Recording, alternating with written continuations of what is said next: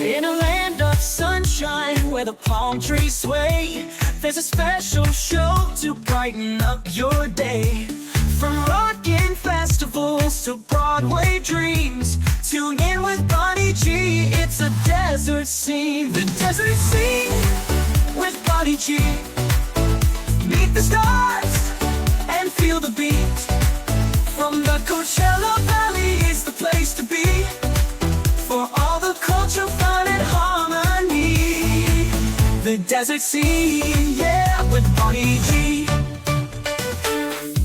Mutual Broadcasting welcomes you to the Desert Scene, featuring conversations with the people who make culture, art, and entertainment happen in the Coachella Valley. From local theater to live music, art exhibits to cinema and beyond. Now, here is your host, Bonnie G. Welcome to the Desert Scene. So happy to have you here today, and very happy to welcome as our guest Gregg Ostrin, who is the writer of a brand new play, The Beverly Hills Hotel Peace Talks, which is making its world premiere at CV Rep on May 21st. Hey, Gregg, how are you? Great, Bonnie. Thanks for having me. Glad to be here. Absolutely. So this is really fascinating, what the basis of this story. So it started with a publicity still from Funny Girl with Barbra Streisand and Omar Sharif. So tell us a little bit, tell us what about that and what the controversy was and how that led you to this play. So the story is that in 1967, Columbia Pictures signed Barbra Streisand to star in Funny Girl, which, you know, she had done on Broadway and won the Tony. And was her first film, and they could not find an actor to play the role of Nick Ornstein. Nobody in Hollywood would do it. Nobody in Hollywood felt they could sing. And William Wyler, the director, he would go to the Columbia Pictures commissary every day with a group of people, and at the other table would always be Omar Sharif, who was shooting a Western. He was playing a Mexican bandit in a Western.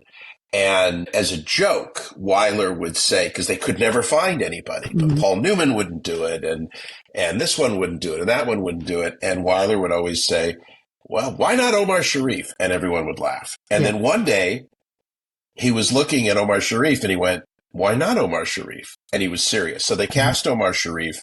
A week later, the Six-Day War broke out. Israel attacked Egypt, Jordan, and Syria. And you had an Egyptian actor now starring opposite a Jewish American actress in a $14 million musical. So everybody was really nervous. All of the investors were Jewish, and everybody wanted Omar Sharif recast. And only William Wyler said, that's not happening. And then, to your point, about a month later, a photograph leaked of Streisand and Sharif sort of cuddling on set. And they basically officially said that if Omar Sharif did this film, they would revoke his citizenship and they would ban his films for life. And Israel was outraged and demanded that Streisand issue a formal apology. So this was at the moment, like a huge sort of diplomatic crisis. I learned about this, and I don't even remember where I learned about it. I read it somewhere, but I thought it would make a really interesting play. Originally, I was going to make it about Streisand and Sharif because they ended up having an affair during the making of the film. I knew that much. Yeah. And I found out from someone who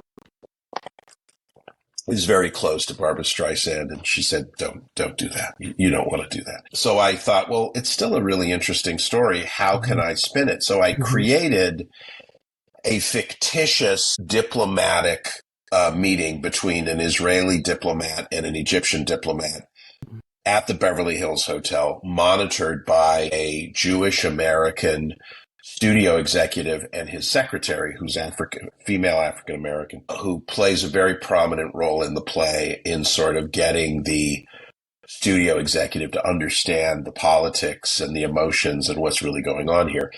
And I set it in the Beverly Hills Hotel because I just thought the name, the Beverly Hills Hotel Peace Talks, would be really funny. When you think about the Paris Peace Talks and, the Geneva Peace Talks and all of that. So that's pretty much the story of the play. Again, it's a fictional account of something based on a real event, but it is also the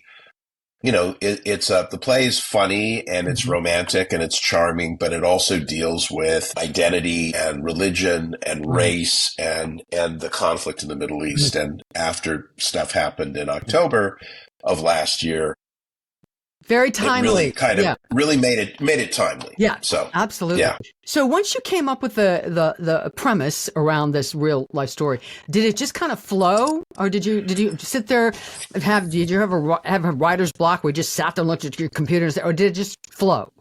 No, it flowed. I've never honestly I've been writing since 1990 and almost every day of my life, and I've never experienced writer's block, knock wood. But it came out very quickly and very easily. But, the play is still, even as of, this morning I was rewriting. So once you get it with actors and a director, stuff starts to change. You start to see what isn't working. And also we did a reading last summer, and a lot has changed since that reading and where we're at today. Mm-hmm. So let's go back for a minute. You did some acting too. You've started as an actor and then kind of moved into writing. Talk about that arc. So I was born and raised in Los Angeles and in the west side of LA. I grew up around the movie business. I grew up watching TV. I mean, that generation of us who grew up in the 60s, TV became our babysitter and our teacher and our surrogate parent. And I loved movies, and my mom was a huge Barbra Streisand fan, and she was also just a huge movie fan. And so you grow up and you see movie stars and TV stars all the time. And I went to school with the children of movie stars and TV stars and rock stars. Yeah. So I've always been around that. But I always wanted to be an actor. Being an actor was my passion. And I studied it. I went to, acting school, and I would audition for things, and I did plays and all the stuff that that one does, competed in drama festivals and things like that, and moved to New York. I studied at a theater in college and moved to New York, and because that's where I really wanted to be. But it was, that was in the late 70s, early 80s, and things were changing. Theater was going through a lot of changes. But I did some theater. I worked across, in LA and New York, did a couple of low budget movies, but really not a lot was happening for me as an actor. And then a friend of mine started a little theater company where all of the members would write their own material.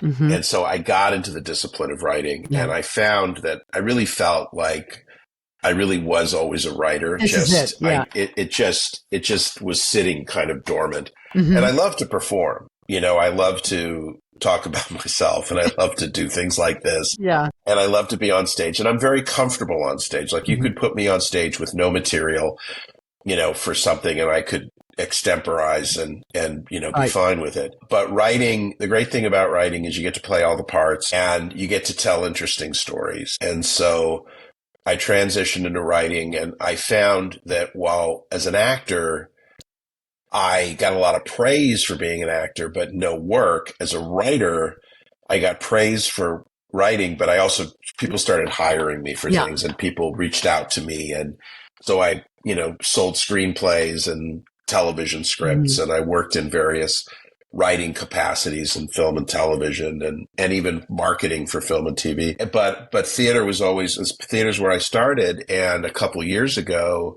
the whole world of screenwriting really changed in that it's not easy. It really got very difficult to even sell scripts anymore, which is what I was doing. And so I went back to theater, and the last 2 years, I had 2 plays done just in Los Angeles that I wrote. Anyway, we can talk about that. I mean, I had a few plays produced, and then in addition to this one, some other projects going on, which are really exciting as well. When did you make the move from New York to LA? Oh, I moved back to New York. I moved back to LA in the late 80s. I was working for a good friend of mine. She was actually my former girlfriend who'd become a very prominent New York casting director. She still is, Alexa Fogel. And I used to be a reader with other actors for auditions. And I sat in as a reader and for a theater, the Guthrie Theater in Minneapolis. And so I got hired as part of their young company. So I worked at the Guthrie, and that I got my equity card, and I just decided to move back to Los Angeles. I really didn't, as much as I love New York, I didn't feel like there was anything going on there. So I thought, well, let me try LA. Yeah. And there wasn't a whole lot going on in LA either, quite honestly, but LA was home, and that sort of led me on the path, kind of the next chapter for me. Let's talk about starting as an actor. I would think that gives you, especially when you're writing for theater, sort of an edge because you sort of know what the acting process is to write, are you always involved in the casting process, or is that sometimes just strictly the director's purview? Do you get any say in that? I mean, you're asked suggestions, but it's really, what's really great about writing in the theater is that when you work in film, the writer is the lowest rung on the creative ladder. If a studio or a network buys your script or options your script, it is no longer your script. Yeah. And the stories that I have of the, changes that were made to things I wrote is staggering. And every writer who works in that goes through that, has worked in that world, going through it. So, but in theater, it's the opposite. In theater, you're the writer. So it's your final say. Now, around things like casting and direction and design, I feel like, you need to show the director the proper respect. And in those cases, to me, the director is the final say. And I really do. People say the writer is the final arbiter in the theater, but I think it really is the director because and there've been times when I, because it can be limiting as a writer because you think of your characters in a certain way because, this is how I wrote it. Right. And this is who I heard when I wrote it, or this is who I thought of. And then somebody else can come along who's completely different. And you're like, wow, totally this different. Worked. Yeah. And you're like, oh, wow, I never would have seen that coming. Yeah. So there are elements of being the writer where it does put you at a disadvantage because you have all of these preconceptions. Yeah. Well, Gregg Ostrin, again, the play is the Beverly Hills Hotel Peace Talks world premiere. Starts May 21st at CV Rep. Of course, Adam Karsten, the artistic director, chose this, and it sounds like a wonderful show. Congratulations. Thank you. Best of luck to you. And thanks for being here today. Really appreciate it. Yeah, and really just encourage everyone to come out and see it. It's a short run, but CV Rep is doing amazing work. Adam is doing incredible work. Randy Brenner is the director, and the cast is phenomenal. Sure. And it's been a wonderful experience. So thank you so much for having me. Absolutely. Gregg Ostrin. All right. Thank you. And thank you all. We'll see you the next time on The Desert Scene. The Desert Scene with Bonnie G. Meet the stars and feel the beat. From the Coachella Valley, it's the place to be. For all the culture, fun, and harmony. The Desert Scene, with Bonnie G. The Desert Scene's where you belong with Mutual Broadcasting's Bonnie G. Just sing along. Just sing along.